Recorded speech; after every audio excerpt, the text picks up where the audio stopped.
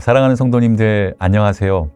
오늘도 주님께서 우리에게 베풀어 주시는 은혜의 식탁, 매일의 묵상의 자리에 함께 모였습니다. 오늘은 욥기 4장 말씀을 볼 텐데요. 특별히 1절에서 5절까지의 말씀을 함께 보며 은혜 나누는 시간을 갖도록 하겠습니다. 제가 먼저 말씀을 읽어드리겠습니다. 대만 사람 엘리바스가 대답하여 이르되 누가 내게 말하면 내가 실증을 내겠느냐? 누가 참고 말하지 아니하겠느냐? 보라, 전에 내가 여러 사람을 훈계하였고 손이 늘어진 자를 강하게 하였고 넘어지는 자를 말로 붙들어 주었고 무릎이 약한 자를 강하게 하였거늘 이제 이 일이 내게 이름에 내가 힘들어하고 이 일이 내게 닥침에 내가 놀라는구나. 내 경외함이 내 자랑이 아니냐? 내 소망이 내 온전한 길이 아니냐? 아멘. 자, 이제 욥의 불행을 보고 위로하기 위해 3명의 친구들이 욥에게 찾아옵니다. 위로하러 찾아온 친구들이 그냥 위로만 하면 좋겠는데 그게 아니라 자신들의 생각을 말하기 시작합니다. 그들은 나름 굉장히 똑똑하다라고 생각했던 사람들이고 또 상당한 지혜자다라고 여겨지는 사람들이었기에 자신들의 생각을 그냥 여과 없이 말하기 시작했습니다.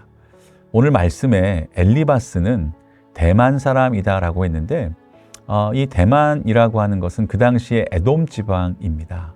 그리고 그 에돔 지방에는 지혜자가 많기로 유명했던 지방이었다고 합니다. 자, 이제 엘리바스는 찾아온 이 3명의 친구들 중에서도 제일 큰 형님격이었어요.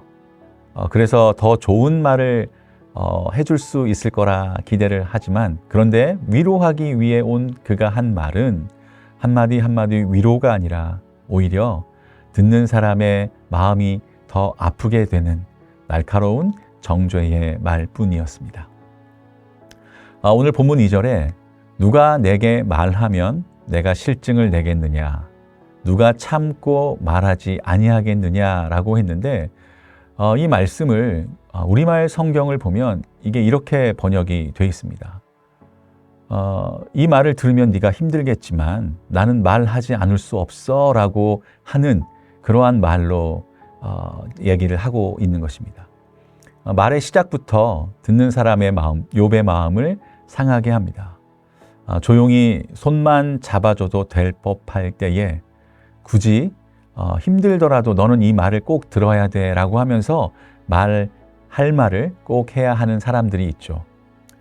더군다나 그 말이 맞는 말이고 또 덕이 되고 신앙적인 말이라면 그나마 좀 다행이다라고 여기겠는데 그렇지 않은 말 실수일 때가 혹시 더 많지 않다라는 것 여러분도 느끼지 않으셨습니까?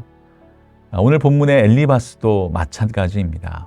스스로 똑똑하다, 또 지혜 있다라고 하는 사람이 하는 말인데도 그저 세상의 지혜였다라는 것입니다.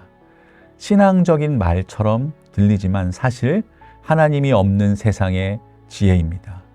인과응보, 권선징악이라는 틀 안에서 전한 말이었다는 것입니다.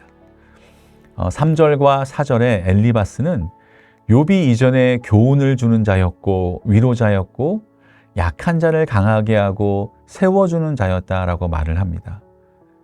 이게 욥을 칭찬하는 말 같은데 또 사실 이것도 칭찬이 아니었죠. 전에 그렇게 위로하였던 네가 이젠 그 위로를 받았으면 좋겠다라고 하는 말이 아니었습니다. 5절을 보니까 이렇게 말하는 겁니다. 이제 이 일이 내게 이름에 내가 힘들어하고 이 일이 내게 닥침에 내가 놀라는구나 라고 하는데 이 말의 어조는 엘리바스가 욥을 위로하고 격려하는 말이 아니라 조롱하는 말이죠. 네가 다른 사람들이 어려운 자리에 있을 때에는 위로하고 격려하였는데 이제 이 일이 너에게 임하니까 힘들지라고 하는 말인 것입니다. 마치 마태복음 27장 42절에 예수님이 십자가상에 매달려 고난당하실 때에 지나가는 사람이 저가 남은 구원하였을 때 자기는 구원할 수 없도다. 지금 십자가에서 내려올지어다. 그러면 우리가 믿겠노라라고 했던 그 모욕적인 말과 다르지 않다입니다. 이어지는 6절은 내 경외함이 내 자랑이 아니냐, 내 소망이 내 온전한 길이 아니냐라고 합니다. 이 말씀도 우리말 성경으로 보면 자네의 경외함이 자네의 자신감이었고 자네가 올바르게 사는 것이 자네의 소망이 아니었나라고 비꼬아 말하는 것입니다. 그러면서 7절부터는 인과응보, 권선징악의 관점에서 자기의 말을 늘어놓습니다. 죄 없이 망한 자가 없다. 정직한 자가 이렇게 망하지 않는다. 즉, 이 모든 일은 너의 잘못 때문이다 라고 말하고 있는 것이죠. 사랑하는 성도님들, 과연 이것이 맞는 말입니까? 성경은 그렇게 말하지 않습니다. 요한복음 9장에 보면 나면서부터 앞을 보지 못하는 소경에 대해 제자들이 예수님께 물었죠. 이 사람이 소경으로 난 것이 누구의 죄 때문입니까? 자기입니까? 그 부모입니까? 인간이 왜 고통을 받는가 하는 것은 인간의 반복되는 질문입니다. 가장 쉬운 답변은 죄값으로 하나님이 벌하시는 것이다 라는 것인데, 오늘 우리가 생각하는 욥도 선한 삶을 살아왔음에도 불구하고 재산, 자녀, 건강을 모두 잃었죠. 그의 친구는 욥의 시련과 고통은 욥의 잘못을 입증하는 것이다 라고 믿었습니다. 그래서 죄 없이 망한 자는 누구인가라고 말을 한 것이죠. 그렇게 요한복음의 제자들도 날 때부터 소경이 된 것은 죄를 지었기 때문에 그 대가를 받는 것이라고 생각하고 있었던 겁니다. 하지만 예수님은 그 생각을 옳다 하지 않으셨습니다. 예수님은 인간의 고통에 대하여 이유를 달지 않았습니다. 그리고 그 고통이 죄 때문이 아니라는 것을 강조하셨습니다. 그러면서 이것은 하나님의 하시는 일을 나타내고자 하심이다 라고 말씀을 해주셨습니다. 사랑하는 성도님들, 예수님은 그 사람이 소경이 된 원인에 대해서 말씀하시는 대신 그 사람을 도와주셨습니다. 이것이 기독교입니다. 우리는 주님께 고통의 문제에 대한 논쟁을 기대할 수는 없습니다. 주님의 관심은 논쟁이 아니라 고통당하는 사람에게 도움을 주는 것이기 때문입니다. 누군가 지어낸 이런 이야기가 있습니다. 어떤 사람이 수렁에 빠져 들어가며 살려달라고 허우적거리고 있었대요. 공자가 그를 보고 이렇게 말했답니다. 인간은 조심해서 그런 곳에 들어가지 말아야 하느니라 라고 했대요.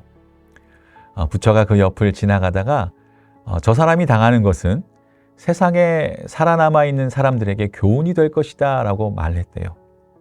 그리고 마호메트는 그를 보고 알라의 뜻이로다 하고 탄식을 했답니다. 힌두는 그를 보고 여보시오, 용기를 잃지 마시오. 당신은 다른 모습으로 이 세상에 다시 돌아올 것이오 라고 말했대요. 그런데 예수님께서 그를 보시고 형제여 내 손을 내밀라 너를 건져주리라 라고 하고 수렁에 빠져들어가며 살려달라는 그 사람의 팔을 번쩍 잡아 끌어내어 주었다라고 하는 이야기입니다. 지어낸 이야기지만 우리 기독교가 또 어떤 종교인지를 우리에게 알게 해주는 이야기인 것 같습니다. 성경은 하나님이 그 아들을 세상에 보내신 것이 세상을 심판하려 하심이 아니요 저로 말미암아 세상이 구원을 받게 하려 하심이다라고 말씀을 하셨습니다. 사랑하는 여러분, 우리는 생활 주변에서, 우리 주변에서 영적으로 또 육신적으로 어려움을 당하는 사람들을 많이 봅니다. 왜 저렇게 되었을까? 저것이 누구 때문일까라고 묻고 생각하고 따지고 밝히기 전에 이렇게 어려움을 당한 사람을 어떻게 도울 수 있을까? 내가 할 수 있는 일은 무엇일까 찾아보는 우리가 되기를 원합니다. 우리도 주님을 따라서 말로 하지 않고 손으로 할 수 있는 그런 모습이 우리의 모습이 되기를 원합니다. 어떤 모양이로든지 고난당하는 사람, 도움이 필요한 사람이 있다면 그 원인에 대해서 논쟁하는 것이 아니라 도움이 필요한 사람에게 내가 도움을 줄 수 있는 것을 찾아 진정으로 도움이 되는 저와 여러분들이 되실 수 있기를 축복합니다. 기도하겠습니다. 사랑의 하나님 아버지, 우리에게 찾아오는 크고 작은 어려움들이 많이 있고 난감하고 해결되지 않는 여러 문제로 고민하지만 이것이 누구의 죄 때문이 아니라 잘못 때문이 아니라 허물 때문이 아니라 하나님이 나를 통해 드러내실 일이 있음을 믿고 저희들 믿음으로 소망을 가지고 기도하게 하여 주시옵소서.